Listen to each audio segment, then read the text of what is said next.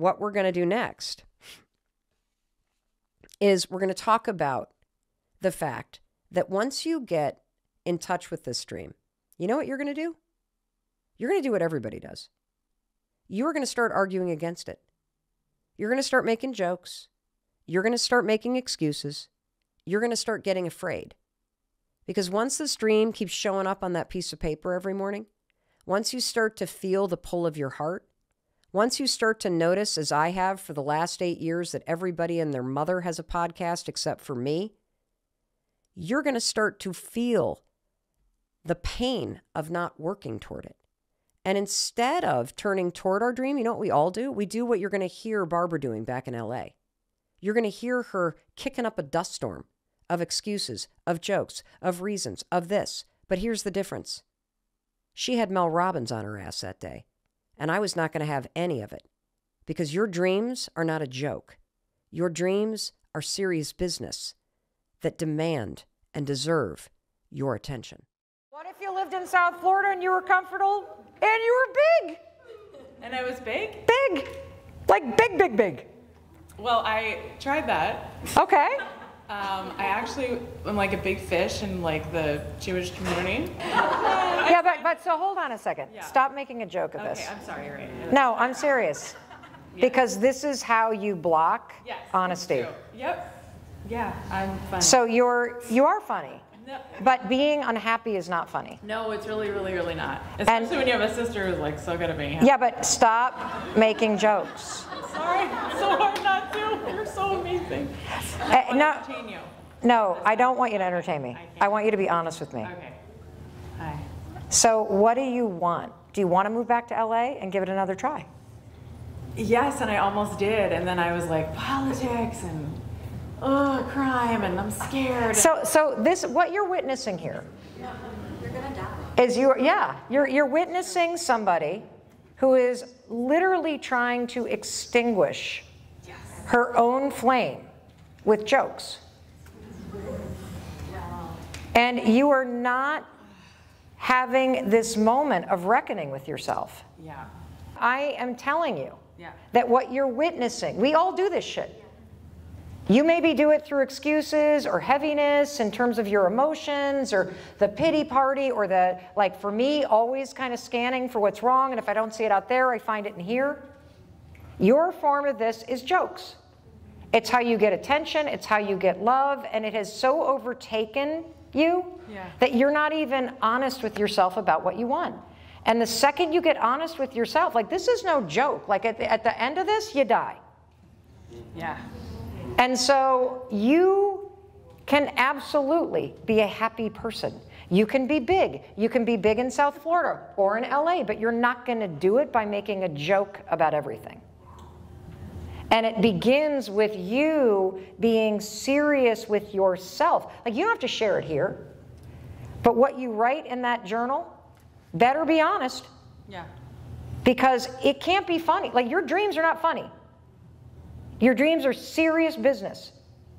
And you have within you the ability to literally write it down and say, by God, I'm going to do whatever it takes until this happens. Because here's what would be way worse, everybody.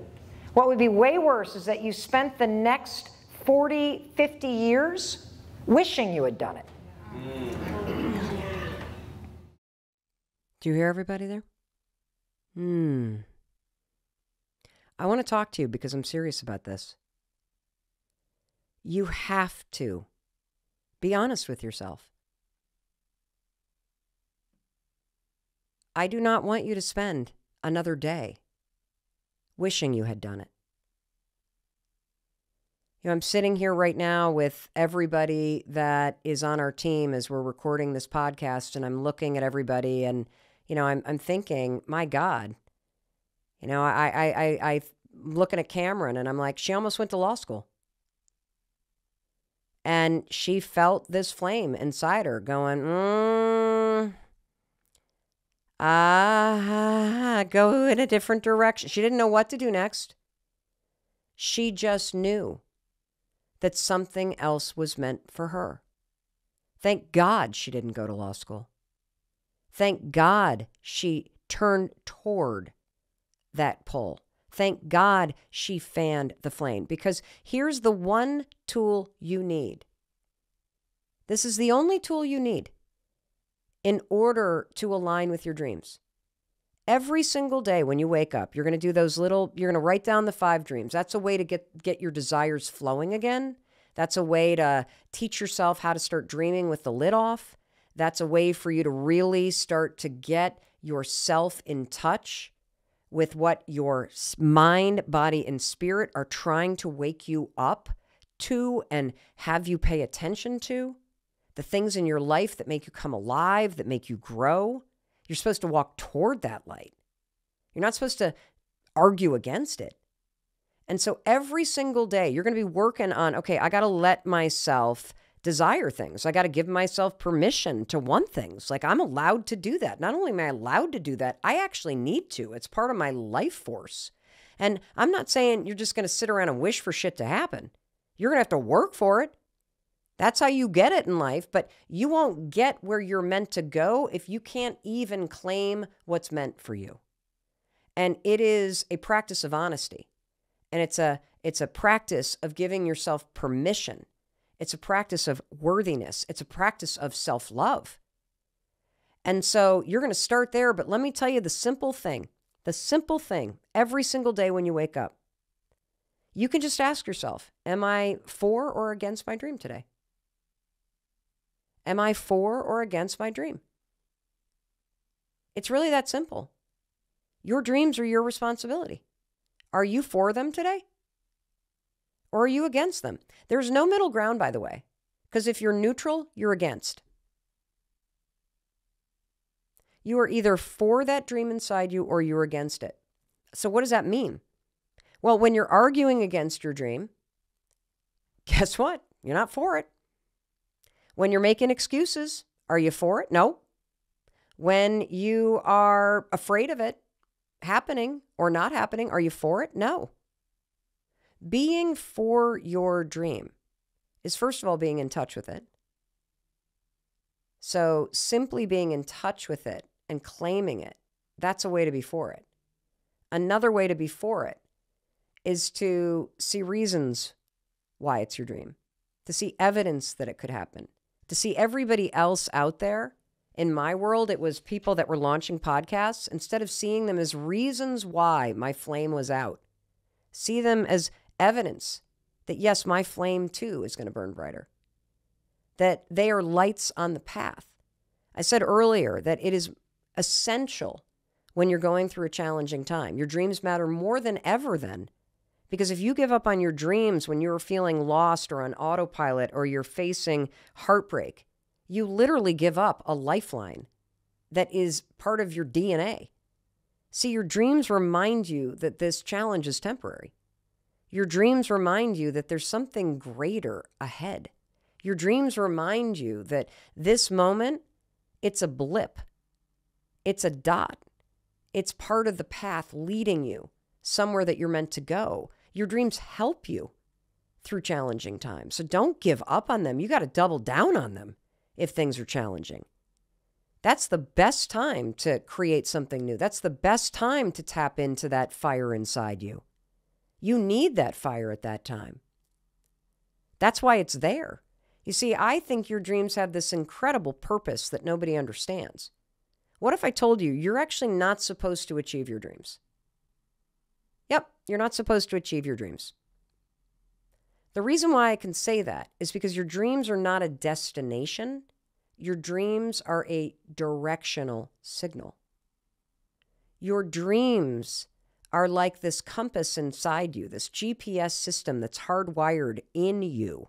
You were born with it. It's like a beacon, a lighthouse out in the future.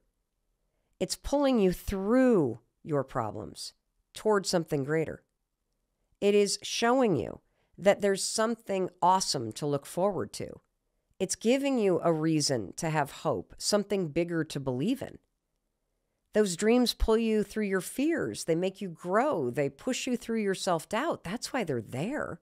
They show you the way. It doesn't matter whether you achieve them or not. What matters is, do you hear the call? Do you fan the flame? Do you wake up every day and allow yourself to feel those things that are meant for you and fan the flame and be the person that is the force, the yes, the loudest voice for them? It doesn't matter what everybody else thinks. Who gives a shit what anybody else thinks, honestly? And if they haven't achieved your dreams, why the fuck are you asking their opinion anyway? They don't know how to get there. And your dreams, by the way, are not meant for somebody else. That's why they don't understand them. And here's another thing that you're doing. You are literally looking for validation from people who can't even cheer their own selves on. Like, how can somebody who's not even pursuing their dreams help or celebrate you as you're trying to pursue yours? See, this comes back to it being your responsibility. This is an inside job. And when you really wrap your brain around this, life gets freaking magical. Doesn't mean it's always like roses. Doesn't mean it's going to be easy as you walk toward those dreams. But there is nothing more fulfilling than waking up every day and knowing that you are the loudest cheerleader that you got. Knowing that you believe that this thing is possible. Knowing that you're the one that's for this, that you're validating the things that are deep inside of you. That is an incredible way to go through life. And so every single day, you're going to be waking up. You're going to be writing your 5 things down. You can go to melrobbins.com/dreambig because I want you dreaming big. I want you dreaming big. In fact, you don't even realize how much you limit yourself. Kathy Heller, who did that live event with me in LA, she has this really amazing thing that she does that I've heard her do, and I'm going to share it with you, but this is her idea, so I want to give her credit. I want you to imagine there's a blank check in front of you. Blank check. And you could pay yourself whatever you want to make this year. Whatever you want to make this year, go ahead and write it down on that check. What'd you write?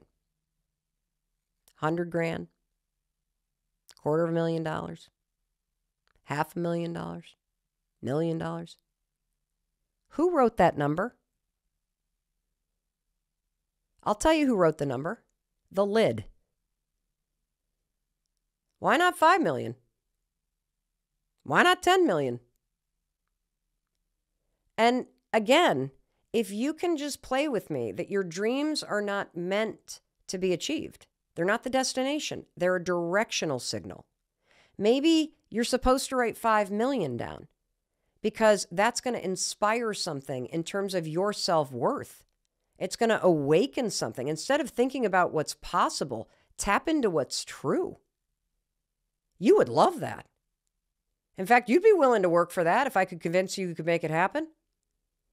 And so the problem is you limit what you claim for yourself because you're thinking about what's possible or what you deserve instead of tapping into what you actually desire. That's a huge mistake. See, a car can probably go 180 miles an hour. That's sort of like, I'm going to drive 40. You haven't even tapped into the potential. I mean, obviously, you don't want to get pulled over and, it could be illegal on the ride. You know what I mean by that analogy. So I have something pretty amazing that I want to give you today. It's exactly what you need to hear. It is not just a pep talk. It is the kind of message that a really dear friend who's fed up with you delivers straight between the eyes. What am I talking about? I'm talking about your dreams. You're the kind of person, just like me, that every single year you write down the things that you want in your life. And I would imagine that as each year rolls on and the new list gets written, you move the thing that you didn't work on this year to the list that you do for the next year.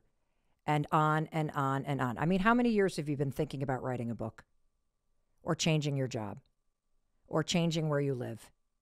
Or healing some aspect of your past, or finding love, or learning how to love yourself, or starting that business. These things that you hold in your heart, they are meant to be out in the world. And today, I'm on a mission to get you to stop waiting. Stop waiting for the perfect time. Stop waiting to feel ready. Stop waiting for the money. Stop waiting for permission. Stop waiting to feel like somebody's going to care about this. The only person that needs to care enough is you, because today is the day that you're going to pick up the pen. You're going to start the research. You're going to commit to taking action. Why? Because that's what you're meant to do with your life. You're meant to create a bigger vision for yourself. And the reason why I wanted to talk to you about this today is because I know you need to hear it. See, a couple weeks ago, we did an episode on imposter syndrome. Imposter syndrome is just self-doubt. It's just when you intellectualize your self-doubt and you talk yourself out of doing what you want to do. You tell yourself, oh my God, I want to be a singer. I want to be a writer. I want to travel more. I want to do this. I want to do that. I want to do the other thing. And then you tell yourself that you're not ready, that you're not worthy, that it's not going to happen to you. That episode was called The 4 Words That Silence Self-Doubt. So the day we released that episode, 2 really interesting things happened. And it made me realize I need to talk to you. I need to talk to you about how you're holding yourself back from pursuing the goals that you want to pursue in your life. And so here's what made me realize we got to talk about this. First of all, on the morning that the episode aired, number 1, I woke up and there was already a voice memo from a friend of mine. She was only halfway through the episode. She was already starting to tear up because the episode made her think about this dream of writing a book, publishing a book, and how she's been putting it off. Because her self-doubt and feeling like an imposter, it has kept her from picking up the pen. Here's that memo. Hi, Mel. I'm partially through Kendall's imposter commentary, and I had to stop it right in my misty moment to tell her and you, as a woman who's soon going to be 60, I feel the imposter syndrome too. Why, I've have a book deal sitting on my desk since 2006. Too self-doubting to take the risk of judgment. Oh, I'm not a respected writer. Oh, it isn't that interesting to actually pin it. It's been on the top of my annual goal list for almost 20 years now, yet remains just a dream due to every imposter excuse to not follow through. I teared up when I got to that part of your message, which is actually the most powerful awareness. Talk about a double barrel of self-doubt that I too share. I just want to thank you, Kendall, for being raw and real. And I want you to go for it. You got this. Imagine how far you will be in 20 years.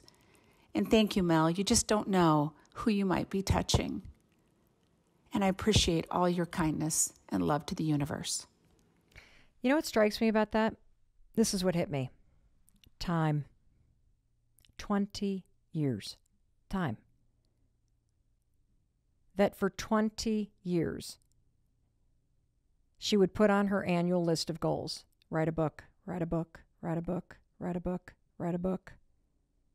I bet you make a list of dreams and goals, don't you? I do. Every single year. I write them all down.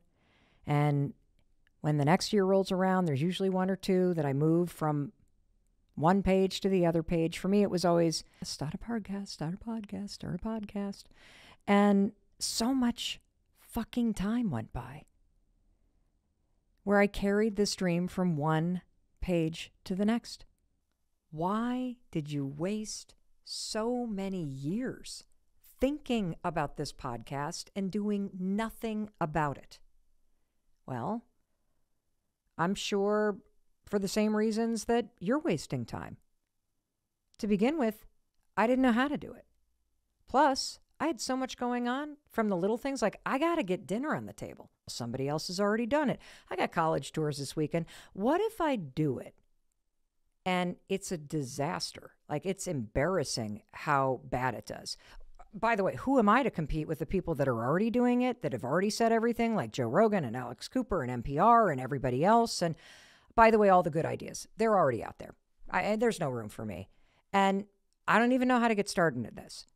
I mean, the excuses are endless, but time isn't. Just think about that. Your excuses are endless, but time isn't. Think about all the time that passed. Not only was this something that my friend had written on her annual goal list, She actually wrote a book proposal and she got an offer and it was sitting on her desk since 2006. That's 18 years. What a shame. You know, when you hear somebody's got a goal and they've just kind of like been pushing it off for a week or two or a month, you're like, oh, come on, get over yourself. Come on, get your ass working on it. Let's go. But when you think about how much time you've wasted, that's a lot. And look, I don't want to scare you, but I kind of want to take my hands right now and put them on your cheeks or your shoulders and shake you because I want to wake you up. And I need you to realize that your life, it's a melting ice cube.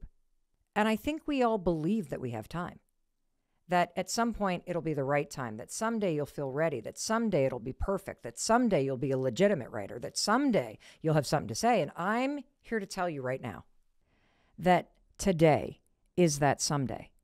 You will waste your whole life and you will watch that ice cube melt. You will watch time tick by, waiting for someday to come. And you are listening to this right now because you needed to hear this. You have on that secret list that you either have on a piece of paper or you have tucked into your heart a dream, a goal, something that you want to change that you are too fucking scared to get started on. And today that ends. Today you're going to stop waiting.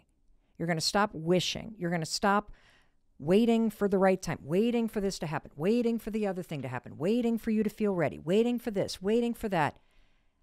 That ice cube is going to be a puddle that will evaporate if you keep doing that. And I am not going to let 20 years go by. No way. Not in your life, not in my life, not in my friend's life.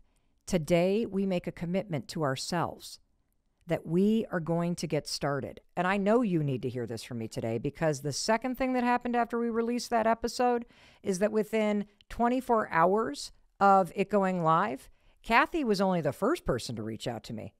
But within hours, there were over 700 messages from listeners of this podcast from around the world talking about their dreams and how imposter syndrome had taken them down too, how they felt paralyzed and awkward. How many times have you looked back on your life and thought, I wish I had started something sooner. I wish I had done this thing. I wish I had done that thing. And I'm going to tell you something. The biggest regret that you will ever have in your entire life is that you didn't push through the fear. You didn't push through the bullshit imposter syndrome. You didn't push through the self-doubt and get started on the dreams that you have, on the life you want to create. And so today, this conversation is dedicated to your dreams. It's dedicated to the courage and the fire inside you and your capability of moving from thinking and wishing and wanting things in your life to finding the courage to take action and make them happen. And is it going to be easy? No. Nope. Is it worth it? Always. I think it's important that everybody just be on the same page about how scary it is to want something and how frustrating it is when you want something but you're too scared to get started and work for it. And my mission today is to kick you in the ass so that you push through the fear and the insecurity and the imposter syndrome and the sadness and the regret or whatever it is that's holding you back from taking the actions that you are capable of taking over time to chip away at this dream and this vision of a bigger life. I want you to start to see something bigger for yourself. And more importantly, I want you to start working on it. And what does that look like? What does it look like? Well, I'm going to boil it down. It's very simple. It's about time and energy. That's all that this is about. You do not have to write that book overnight. You have to pick up the fucking pen. You do not have to become a physician overnight. You have to research schools, and then you have to apply. Today, we are going to begin the process of moving from the dream world and the doubt world into the real world. We are going to get physical. And I'm going to bring in a metaphor that I think is really important. And it's a metaphor that I used in a project that we did with Audible called Reinvent Your Life. I like to think about life as one long road trip. Every year of your life is a mile marker on the road of life. And the thing about this road trip is it's a solo journey. You started at mile 0 and you were alone. That's how you came into this world. And wherever the road of your life leads you, when you leave this world, you're going to be alone when you leave. Yes, you'll be surrounded by family and friends, but when you actually pass over, you are on your own. And the truth is, it is a solo journey. Yes, you're going to drive parallel with some people. Yes, you're going to intersect with some people. Yep, you're going to travel in packs, but you are driving alone.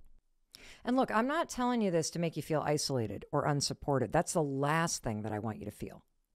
The reason why I'm telling you this is because I want you to understand the power that you have to make these dreams part of your day-to-day life as you pursue them.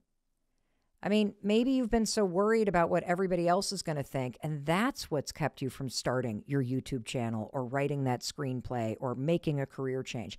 I'm here to tell you, no one gives a shit about what you do. You want to know why? Because everybody else is driving their own car on their own solo journey, and they're busy trying to figure out their own life. When you realize that the only person who is truly judging you right now is you, when you embrace that you're the one in your way, it can spark a fire in your gut. Yes, it sucks that my friend has been telling herself for 20 years that she's not a real writer, that she's not a respected writer, that it's not that interesting. Yeah, that sucks to wake up and realize that you're the one that's been dragging yourself down. But you want to know what sucks more? Spending another 20 years never writing it. So step 1, you have to acknowledge the thing that's on your list and that's in your heart. And then step 2 is take responsibility for doing whatever you can, however you're capable, in whatever big or small way to move toward it. Get serious about looking ahead instead of looking back.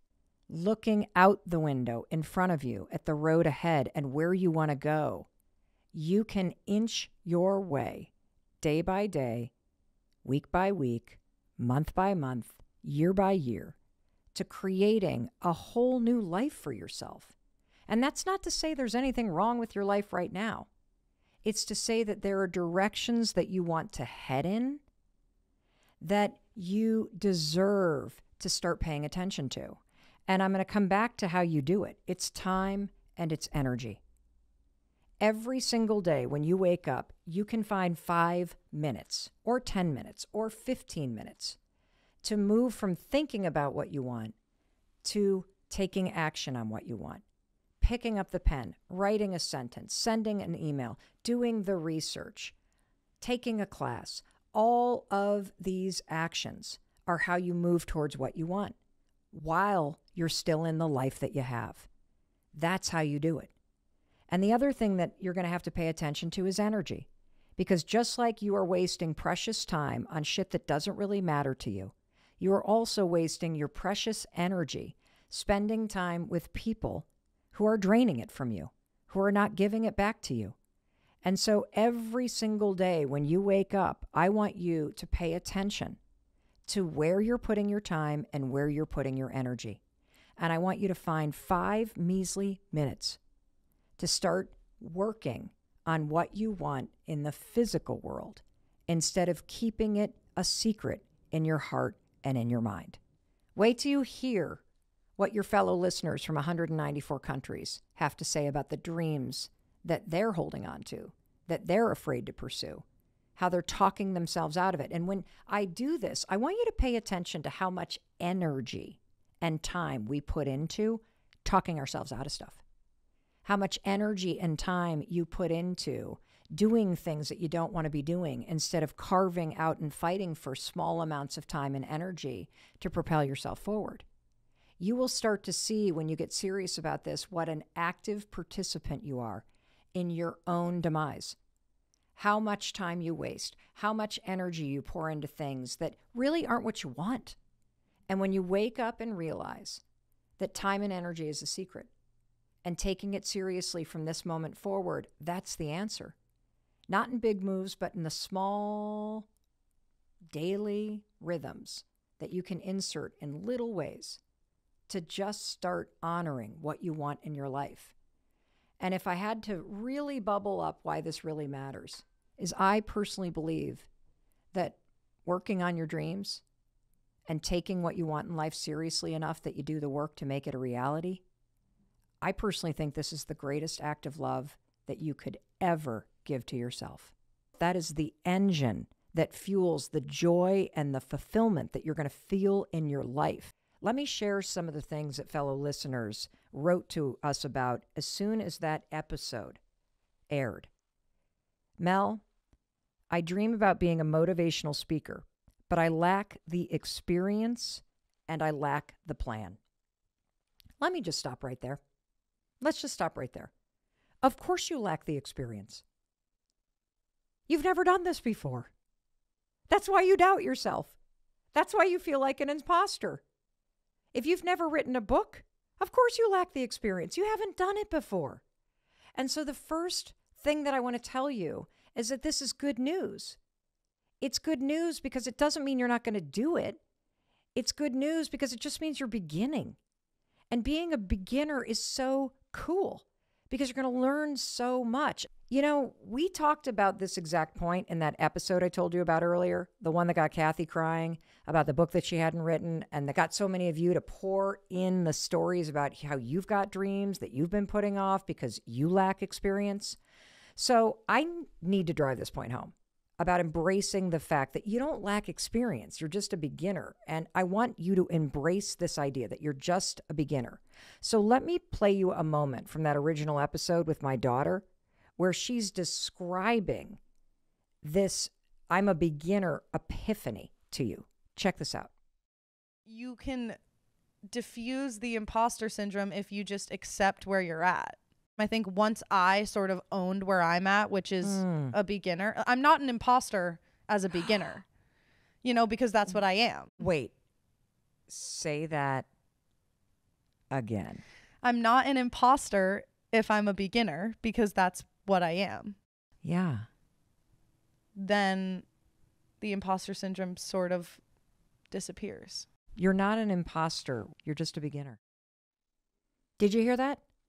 So that dream that you have, that thing that you've never done, great. Great. You are a beginner. And that's amazing because everybody starts as a beginner. But as long as you refuse to drive forward, to step into the physical world and to start walking and driving and moving toward the things you want to create, you're standing still in your life.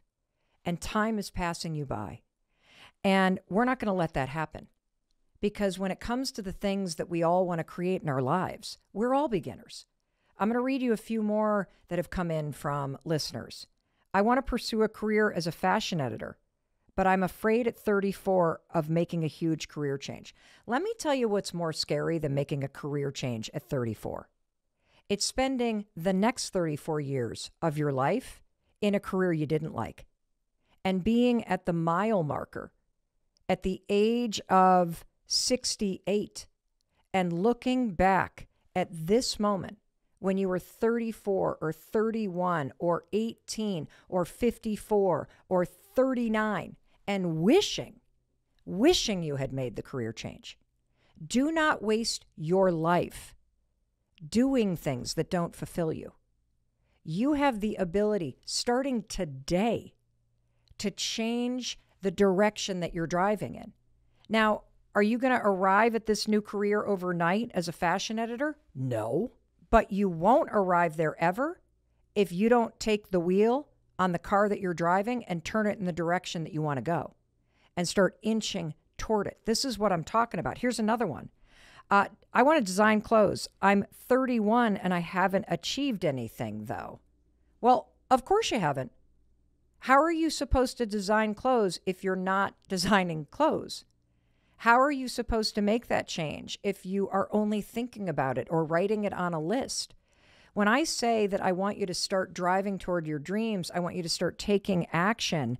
what I want you to, what that means is it means that you need to start to take your time and your energy, and in whatever way you can, in whatever capacity that you can, you need to start to direct your time and energy at the things that you want, not at the things that you have.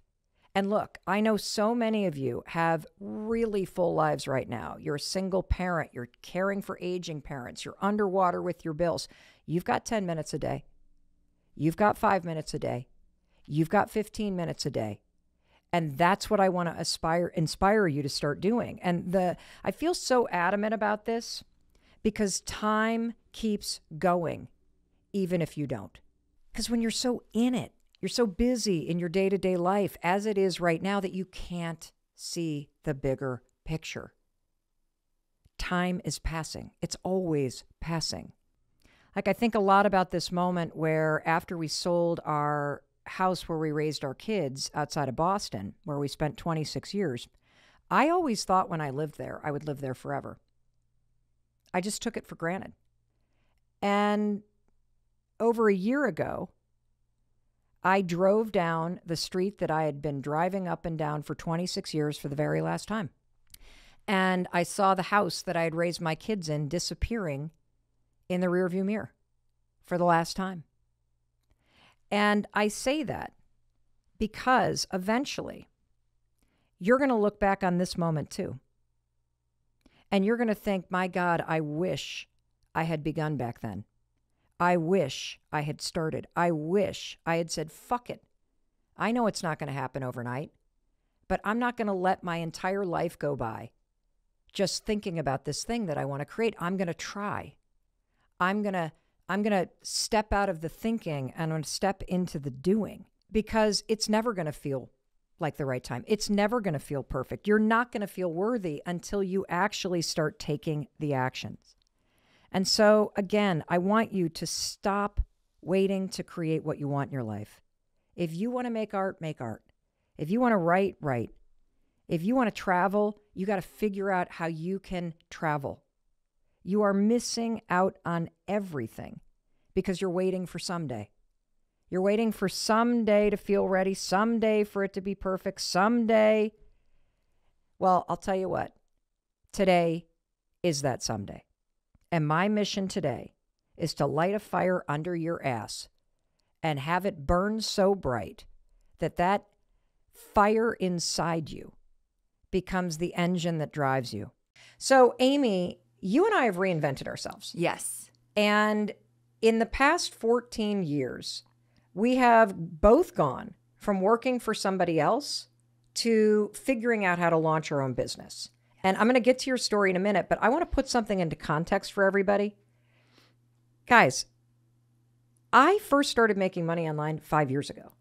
5 years ago. That was like yesterday. And I was 49 years old, Amy. Okay, I love to hear this. If this old dog can figure out how this internet thing works and how to like march toward my curiosity about it and how to learn this stuff. Yes. I mean, there are people, everybody out there who are way stupider than you, making way more money than you because they stopped and they paid attention to what we're about to tell you today. You can do this. And Amy is living proof. She has taught 50,000 students, more than 50,000 students, how to take even, like you even start with people who are like, I have no idea what I want to do. Absolutely no idea. Yes. That's and crazy they to me. figure it out and create incredible businesses. They blow their own minds. Without any business experience. Absolutely. And what is why did you want to help people do this? And what do you want the person listening right now as they're driving to a job that they hate, or they're taking a walk in a neighborhood that they wish they didn't live in,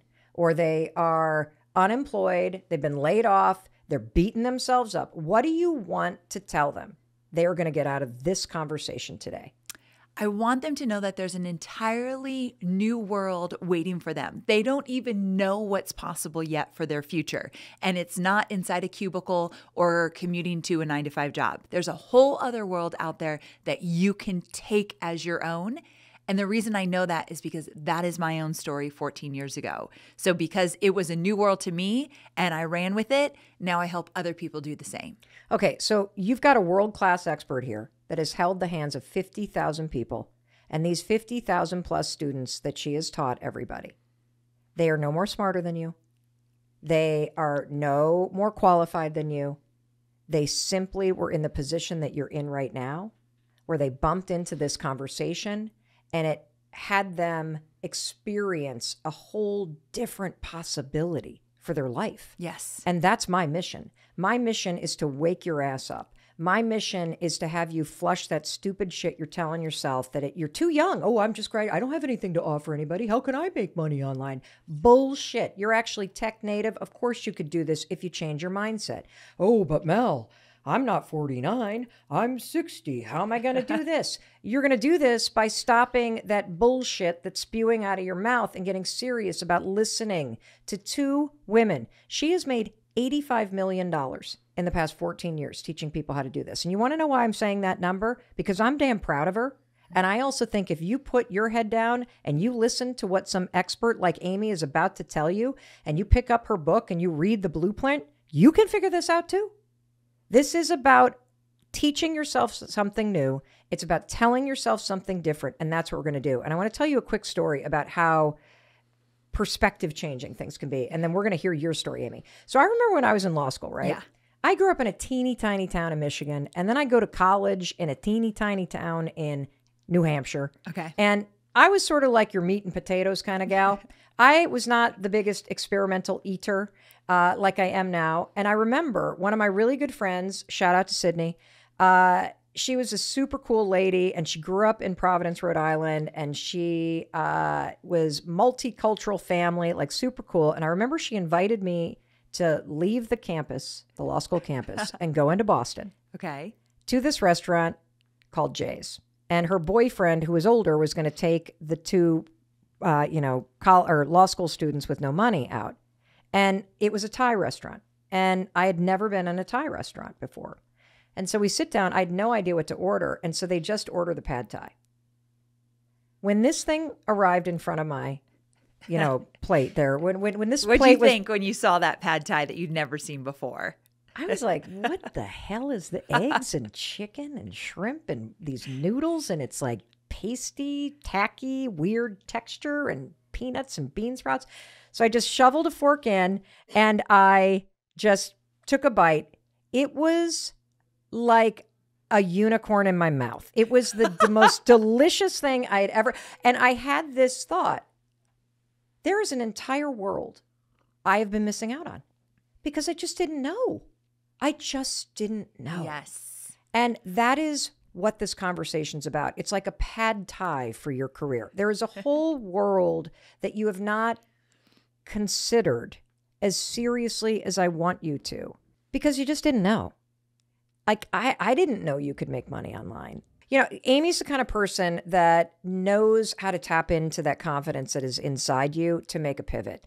And I know that reinvention is a hot topic. Our project on Audible, Reinvent Your Life with Mel Robbins, is #1 on Audible. Everybody is feeling this need to change something about their lives. And when you take your career and your ability to make money into an entirely different level, it's extraordinary how that impacts your life. And Amy has been able to not only teach herself how to do that, but to teach so many other people how to do that, how to find financial freedom, how to get control of your time, how to create a life where you get to work when and where and with whomever you want to work. And do not tune this out.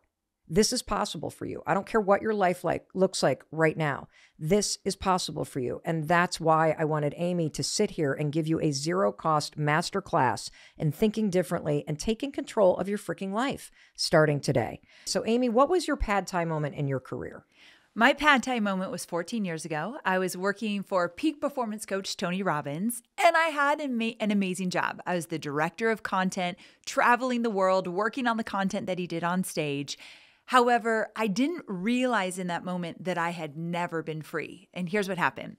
Tony brought in a bunch of business owners to the San Diego office. They happened to be all men, and they were making money online. And so he brought them into this office. It was this big oak table, and I was called in to take notes. So now, okay, so first of all, yes. Were you annoyed by that?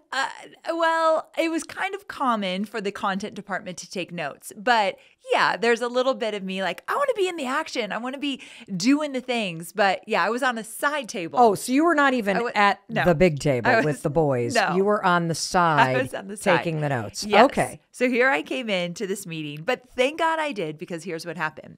I started to take notes, and these guys started to talk about their businesses, what they do, what life looks like, what their lifestyle is, what their family life looks like. Like, they were really talking about their whole experience as business owners.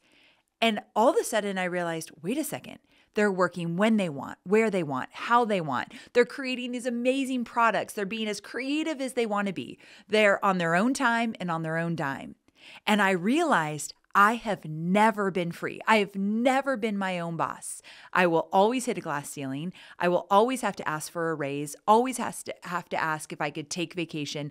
I was not the boss of my own life or my business. And in that moment, a light bulb went off, and I thought, I want it. I have no idea what they're doing. I don't know how to do any of it, but I want it.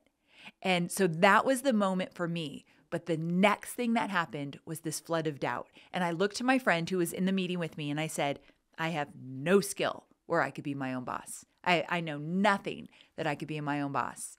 I want to stop right there, because I think this moment where you're sitting in a meeting and you experience something. Yeah. This like wake up call happens in your body. And I've had a moment like that. It's way bigger than a pad thai moment. Yeah. I was sitting in an audience, and I was at an Oprah Winfrey, like kind of one of these live your best life tours. This would have been a decade ago, decades ago, actually, probably 2 decades ago at this point. And I was there because I was networking to try to get clients for my life coaching business. I had just started this on the side. I was working full time, doing business development for a advertising agency in the big tech kind of bubble that happened in the early 2000 timeframe. And on the side, I was trying to build a business as a life coach, full of doubt. So I go to this Oprah Winfrey concert. It was actually it was like an event that she held, a one-day summit to like live your best life. And so I'm sitting in the big audience, and Oprah's on stage, and then she introduces this woman that I'd never heard of. Her name was Martha Beck. And Martha Beck walks out, and I don't even remember what the hell she said. I had never heard of her. I had no clue what she did. But she started talking, and there was something inside of me that was like, I want that. And it was the same thing you're talking about, which is this taste of I've never thought about the word free. Because there I was I'd lied to my employer. I had taken the day, and I had told them I was somewhere else, and I had gone to this thing for myself. Yeah. And so here I am, completely out of integrity, getting paid by somebody else to sit in a place where I'm prospecting for my side hustle that hasn't even launched yet. And I realize when she walks on the stage, holy shit, that's what I want. And I didn't even know what that meant. I just knew that I wanted the freedom that she seemed to have. She was writing books. She was clearly writing for Oprah. She had written her first book. She was now talking about that first book on a stage. I didn't know what I would write about. I didn't know what I would speak about. I was scared to think about being on that stage. That is the moment. And so I want to hit pause, and I want to talk to the person, you, right now listening to us. I want to talk to you because I need you to start to pay attention to those moments. You don't have to have the answers to change your life. You have to have that moment where you go, I want something more for myself. And what I wanted to be able to go to an event without lying to my boss. Well, I could have just not lied, but you know what I mean. I wanted to be able to go to an event because I was going to go to an event. I wanted to be able to work when I wanted to work, but I did not know how the hell do you go from that moment to knowing what the hell the right next step is? Because you're right. What happens next is, well, you're dumb. You got nothing to offer. You're this, you're that. Like, how did you go from okay, there's all these dudes sitting around the table. I'm basically the secretary, no offense to secretaries, in the corner. And I am sitting here being exposed to something that I'm not part of this club. Yes. So the first thing, all those doubts came rushing in. And then I learned something a long time ago, that if you're watching someone do something and you feel a little bit jealous, like, look what they have, or angst around it, which I had. Like, I wanted what they had, even though I didn't totally get it. Whenever you have a feeling of jealousy or angst, or you want it, ask yourself, what do they have that you want? Like, get really clear. What is it about their life that you think is so attractive, or you'd like to go through it? Because I had to get clear about what I wanted. And in that moment, I thought, they get to be their own boss. Like, that's what they have that I have never had. So I think clarity in terms of what you want is the first big step. You talk about that a lot. What do you want? And so once I got clear on, I don't want a job anymore, I want to call the shots, then I had to start thinking, what would I do? Because I had no clue. So for the next few months, I kind of went through this process that now I teach called the sweet spot, which is figuring out what might you want to do. Wow. Okay. I am so excited to go through this with you. I cannot wait to send this to approximately 100 people because I feel like I have those kind of epiphanies probably once a week. Yes. Even if you look at me or you look at Amy and you're like, they got it all figured out. I still have these wake-up calls all the time.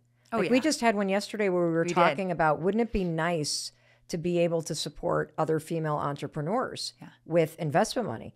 Like, maybe we should step into like starting an investment fund. And we both looked at each other and we're like, well, I don't know how to do that. I don't either, but we kind of feel interested. So that's sort of the moment we're talking about. And I want to give the audience a real range, okay, of scenarios where you could have this wake up call, because I feel like for those of you that are in your 20s and 30s that listen to this podcast, you're probably part of the demographic that looks at everybody that is an influencer or a YouTuber, or they are travel bloggers, or they are now starting their line of supplements, or they are doing exercise videos, and you're now streaming exercise videos from somebody who's largely your age. And you have this thing where you're like, wow, I'd really like to do that.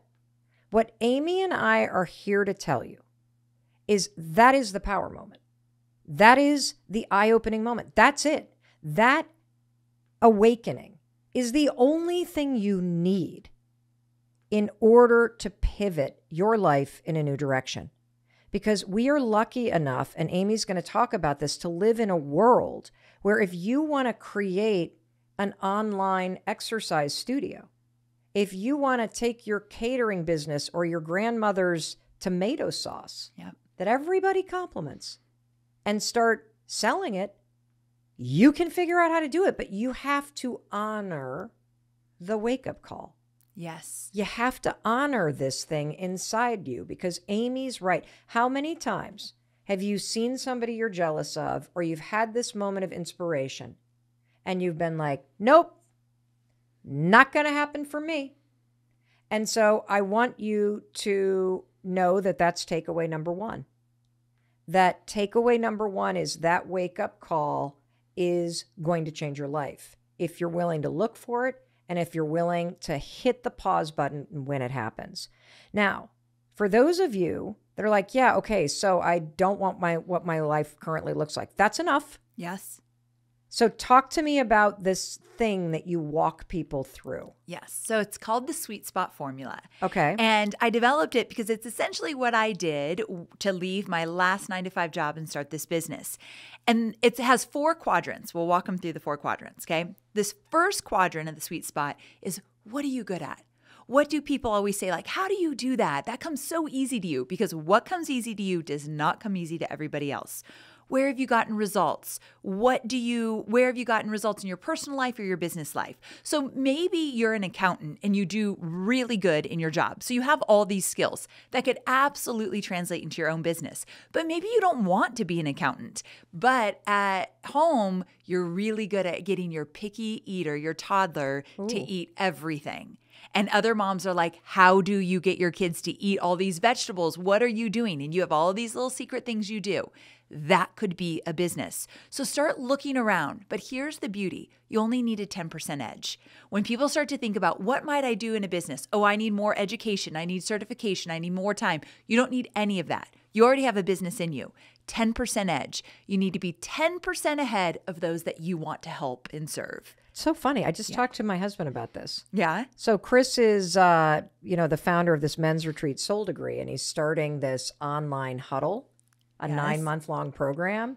And he's like, I don't think I'm ready. I don't have it all figured out. I said, dude, you need to be one training ahead of everybody else. That's all that you need to be. And I think that that's kind of one of those things that gets us in the way. I want to start with a particular post that you put on social media that went crazy viral, and it really struck a nerve for me.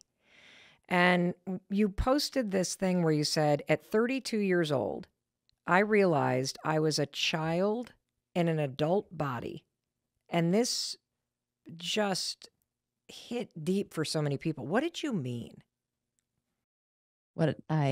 Thank you for calling out that post. I think, for a lot of us that can be really challenging to hear that about ourselves. And for me, if I'm speaking honestly, it was very challenging to come to that awareness. And what I met was mainly around my emotions and the way that I hadn't learned, of course, in early childhood, to tolerate, to navigate, to be able to process my emotions. And in many ways, and I use this language, I think this is the part that becomes difficult, is in a lot of ways, I was very emotionally immature in the way that I handled the frustrations, the difficulties, and the stresses of life. Because the reality for me, as I think is the case, which is I think why it resonates force with so many of us, is that so few of us, for many different reasons, which I'm sure we'll dive into many of which today, we didn't have those safe environments. We didn't have those emotionally attuned caregivers who themselves learned how to navigate their own emotions. So, I mean,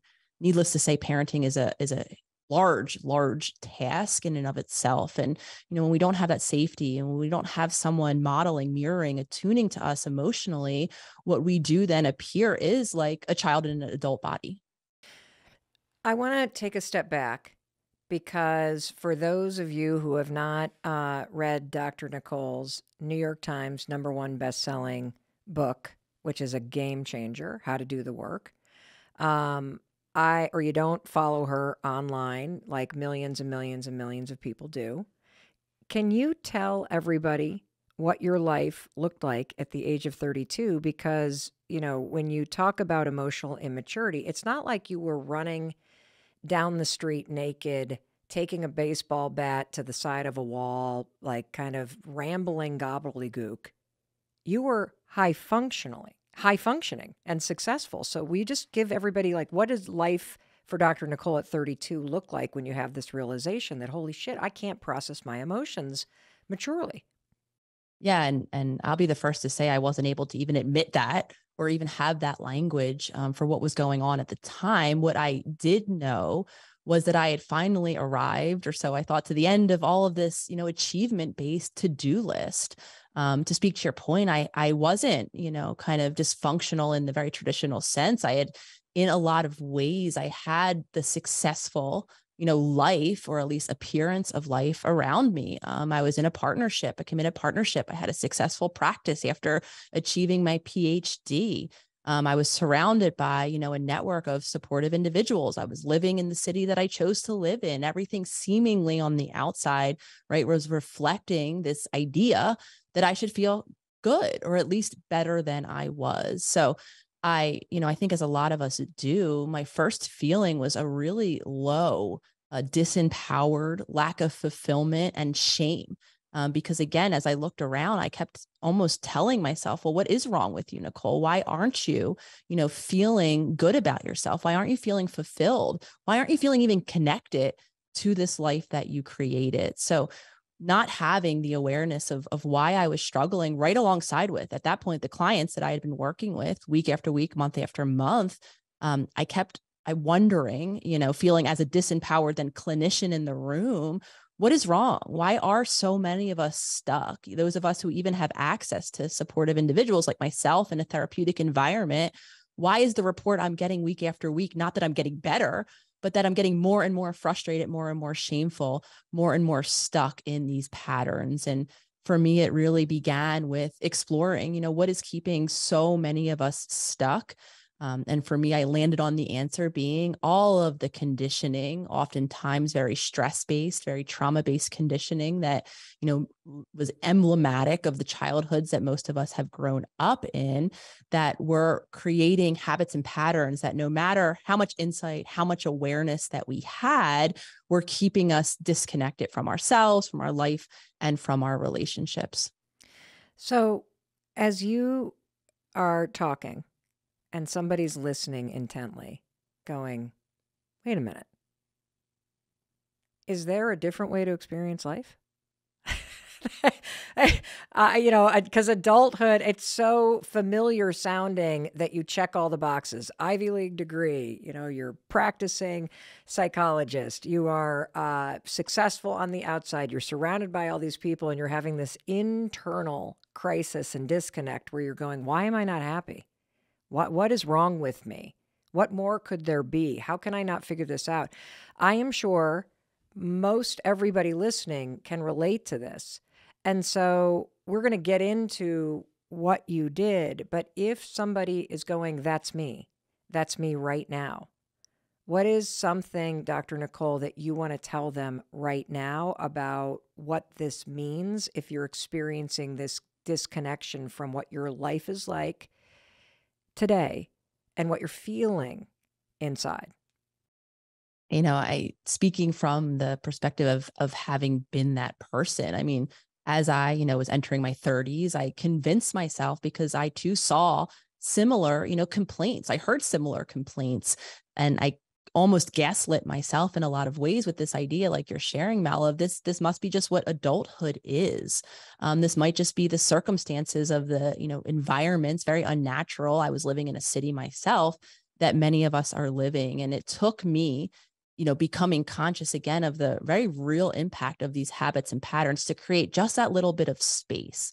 So what I want to offer to anyone who's resonating and has that embedded belief that this is just what life is about, or maybe, a more problematic belief, I think, for ourselves is maybe this is just what my life is meant to be about. Maybe there's something inherently wrong with me, that is translating to this lack of fulfillment, this overwhelming stress, or whatever it might be for you. And so very much speaking from that person as well, I thought that something was just, off about me. I want to share, the hope of creating that space of really, and you'll often hear me break down, as far as I see the process of creating change, into two major steps. And the first step I will always note is becoming conscious. And when we become conscious of how habitual, how patterned we are as individuals, then some of us can gift us with that little bit of space that then allows us to take that next step, which is beginning to make new choices outside of those old ingrained habits, to then be able to experience ourselves differently. And I'm really being intentional with that, because again, I think the best shifting of beliefs is when we ourselves begin to create change, begin to experience life differently. Many of us, I'm sure, have listened to motivational speakers who have said, oh, you can do this, come on this side of life, of change. And it really isn't. And again, speaking from my own experience of this, we don't believe it until we do it. But when we do become conscious, or as we begin to become conscious, we can gift ourselves with that space. Of course, does not happen overnight, but over time, we can begin to then make new choices, relieving ourselves of that shame, that belief that this is just what life is all about, and or this is what my life is all about. Well, this is one of the reasons why I love you so much. Not only because you've made a huge difference in my life, and I'm going to try to take a highlighter and call out a couple of those things that you have said that were complete paradigm shifters for me and helped me achieve level up moments in my own healing.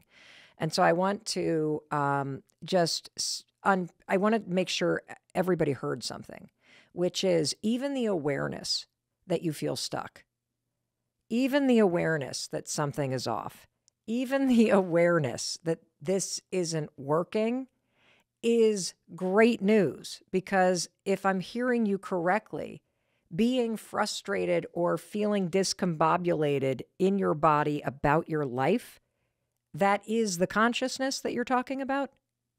Yes, 100%. I mean, anything that we can attune to feeling, even the lack of, because I know for a lot of us, we feel numb.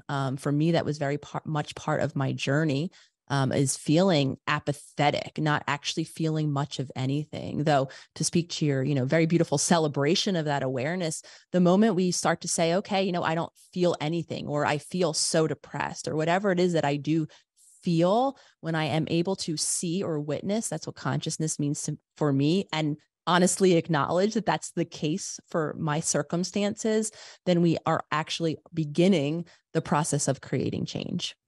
Yeah, this is going on right now in real time in my life, because we were just having dinner last night for my husband's birthday, and our daughter has asked my husband, when do you feel most alive? What experiences make you feel most alive? And after Chris answered, I turned to her and I said, I've heard you say that word alive a number of times. Where is that coming from? And she said, well, it's because I don't feel that alive in my life right now. And I think when you have those insights, you're right to go, I was celebratory because I'm trying to highlight the fact that most of us react to that insight that, holy shit, I don't feel excited by my life. I don't feel like myself. I don't feel alive. It's scary when you have that moment of consciousness. It's incredibly scary, feeling, as many of us do when we're on that blind autopilot, especially if our autopilot is driven by a state of nervous system disconnection. I often connect many of the conversations, many of the habits and patterns that we're beginning to talk about now back to our physiological body. And there actually is a state of shutdown that many of us, I found myself living in, that created, and it wasn't to say like we were going back to the beginning, right? I was still marching through life, checking endless boxes of to-do list. It wasn't that I was apathetic sitting on a couch, though. For some of us, that's how it presents. We don't feel motivated. We procrastinate. We actually can't get up and do much of anything, though some of us are still able to continue to literally just live life going through the motions. And our emotions are what makes us a human. So feeling very much, I talk about my spaceship that I was living on, the spaceship of disconnection that again began for me in childhood, does create this feeling, this embodied existence of living like a robot. So when we rob ourselves of our emotional experience of life, we're robbing ourselves, in my opinion, of life itself. But again, as often is the case, there are reasons embedded in our mind and our body that have created that experience, even of that distance, that disconnect, that apathy, that lack of motivation, that procrastination, whatever it is, that isn't a reflection of who you really are, what is meant for you in life, but again, is an adaptive coping mechanism, usually around your earliest environments or circumstances. After doing something so extraordinary, and you also have made a huge difference in women's lives around the world because you are extraordinarily philanthropic. $40 million worth of product and monetary donations to people that are struggling with cancer. And what is next for you? Because you are right now in the middle of figuring out on this next leg of the journey called life what your purpose is and what your next thing is going to be. What tools are you using, or how are you thinking about it? And it's really important topic because so many people, particularly after the last 3 years, have had a profound life change thrust on them. Yes. And they're looking ahead at an open road, wondering what their purpose is going to be, what they're going to do. Can you just speak to that person for a minute about how you're going about figuring it out? Yeah.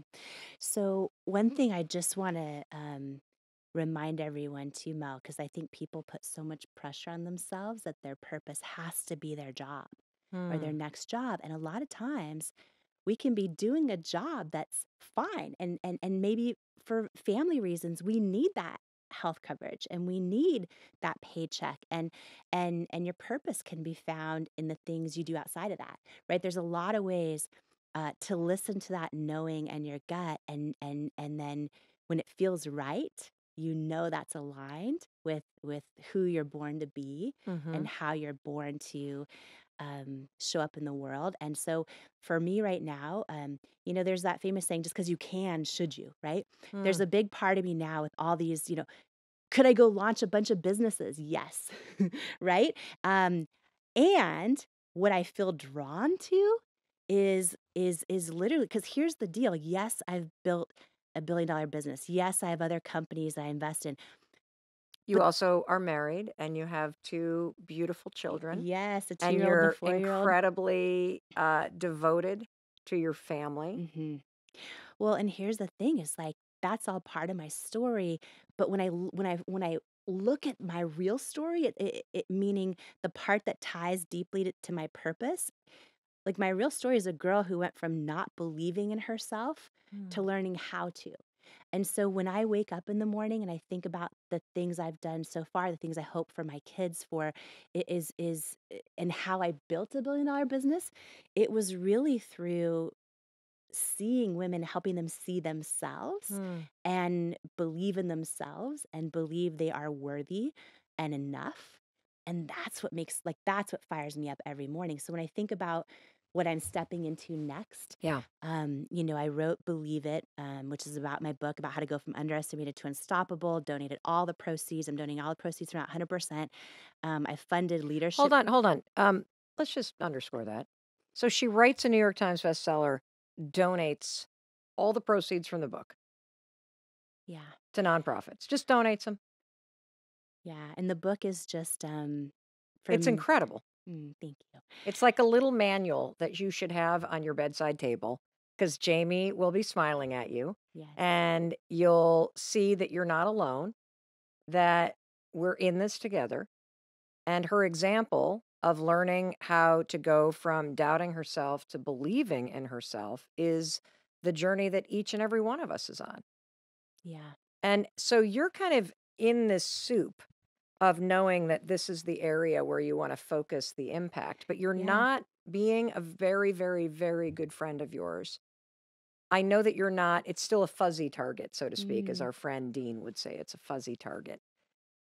If somebody kind of has a sense that there's something more, but they don't quite have they haven't had that aha moment yet that you had almost 14 years ago sitting on that television set. Yeah. I'm going to make makeup and I'm going to bring real women in. I'm going to show my skin and I'm going to solve this problem. I'm going to make people think that they're beautiful because they are beautiful no matter what their body.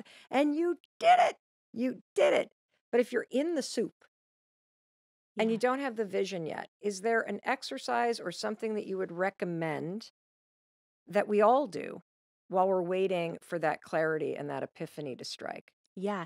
2 things. One, waiting for it to be perfect can be the lowest vibration, biggest excuse, number one reason why people just never try and never get started.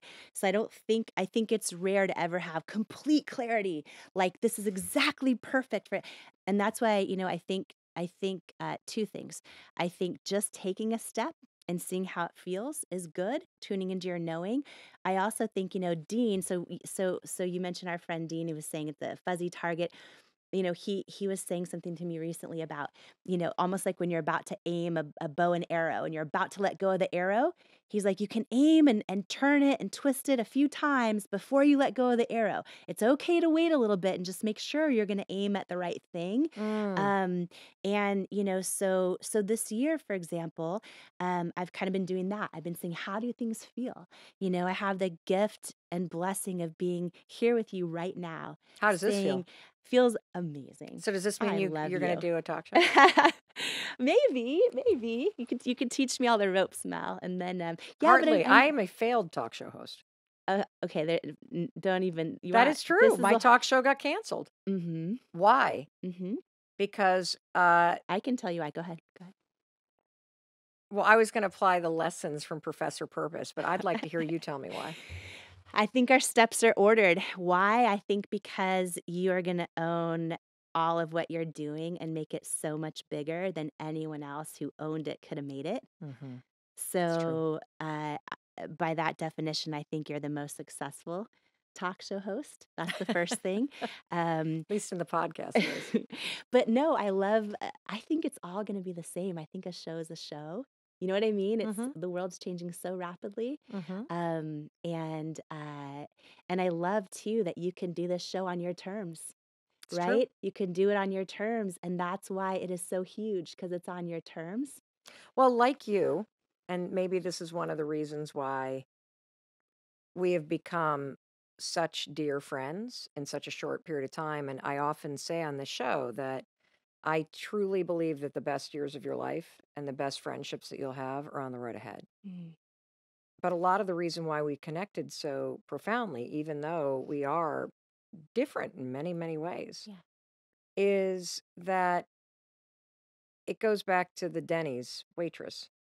Like at my core, I am still the waitress making money, waiting tables at the Red Rooster Tavern on Scenic Drive in North Muskegon, Michigan.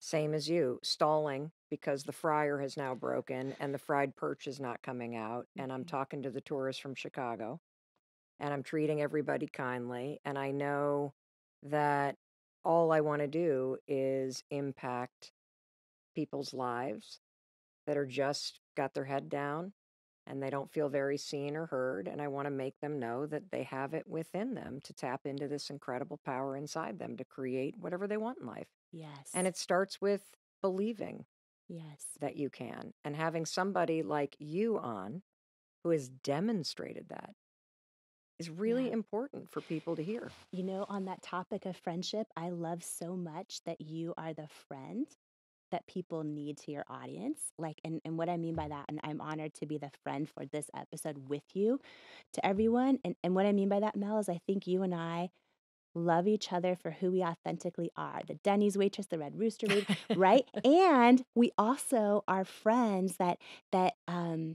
help pull each other into who we're becoming. Yes. And I think so often, and that's why I love, and your show also, as you know, of course, but I just want to call it out, that your show can be this for people who feel like, how do I find those friends that help pull me into my future? Because so often the people around us, while they might mean really, really well and love us dearly, pull us into our past, or for their own comfort zone, want us to stay the person we were or are.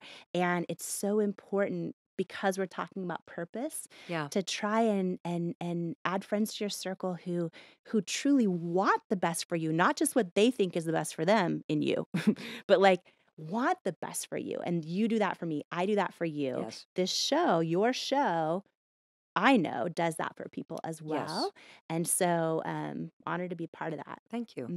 Mm-hmm. I want to just highlight one final thing, and then I have a surprise to tell you listening to us right now. Yes, we have a surprise for you. It's really exciting with Professor Purpose over here.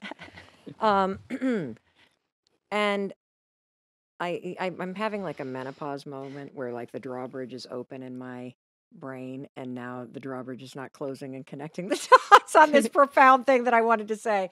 So let me see if I can Everything you say order is this. profound. Hardly, but I appreciate you saying that. I think one of the things that I've learned, and it took me a long time to learn this, is that there is so much success and happiness to go around. And when you lift other people up and you reach out for help, that your success comes faster and it's richer, both emotionally and in terms of monetarily. And I just remembered what I wanted to say, and it's this. And it goes back to purpose. It goes back to that knowing and staying connected to your intention and this unique thing that you have to give to the world. It is not only your responsibility in life to stay connected to your knowing. It is your responsibility to advocate for it, because only you have seen it in your heart and mind. Of course, your family says no. They don't even know what you're talking about, because they only know the person that you've been in the past. Of course, the investor is going to say no. Why? Because they only know what they know. Your knowing is yours. Yeah.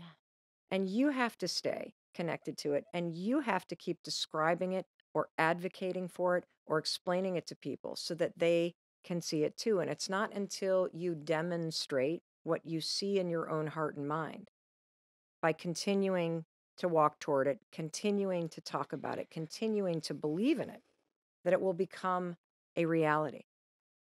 And that's why people say no, because it's your knowing, not theirs. And so in a weird way, a ton of no's or a lot of friction or bumping up against things as you're trying, and you can't understand, why don't people get this? Why isn't this working?